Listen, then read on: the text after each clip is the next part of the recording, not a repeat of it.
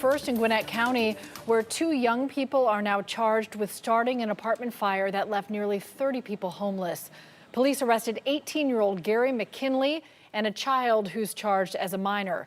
Investigators say the two were lighting fireworks off a breezeway Monday night. That ended up starting the fire at the landmark at Bella Vista.